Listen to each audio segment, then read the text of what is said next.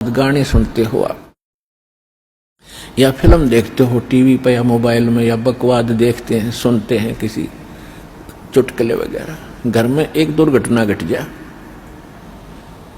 आप सुनकर दिखाइए उसने, वह फिल्म का गाना सुनकर दिखाइए फिर।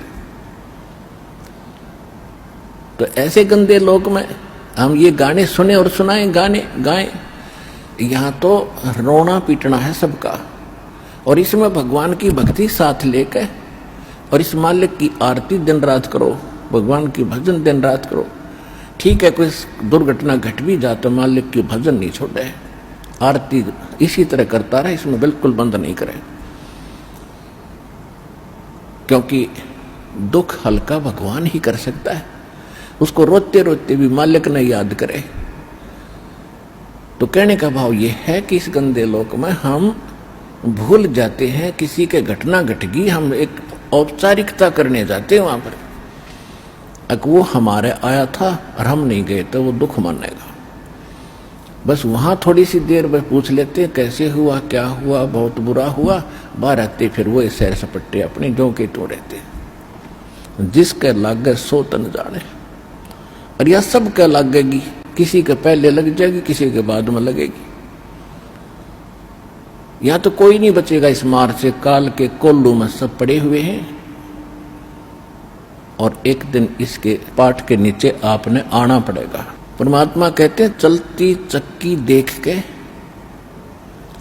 और दिया कबीरा रो, और दो पाटन के बीच में साबत बचा ना कोई।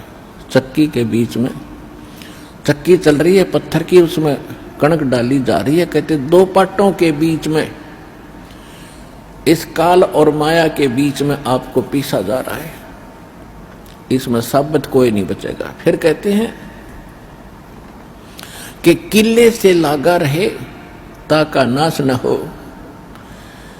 हमने देखा कि हमारी माताएं हाथ से चक्की पीसा करती थी, और उसमें एक किला होता था, किला बीच में एक ऐसे दोनों पाटों के बीच में सेंटर में पाट होते गोल गोल चक्कर पत्थर के, उसमें एक तो डंडा सा लगा होता था उसको घुमाने के लिए, और एक उनके सेंटर में एक सुराख सा होता था, उसमें एक लकड़ की ऐसे गोल सी लंबी लंबी सी एक लगी हुई थी गुटका सा, और उसके चारों तरफ उसके खाली स्थान होता था, उसको किला बोलते थे। अब जो कणक उस किले में पड़ गई वह तो ज्यों की त्यों रहती थी, उस पर उन दोनों पाटों का असर नहीं होता था, और जो उन दो पाटों के बीच में आ गई वह सारी पीस दी जाती थी। तो यहां परमात्मा कहते हैं किले से लागा रहे ताका नाश ना हो।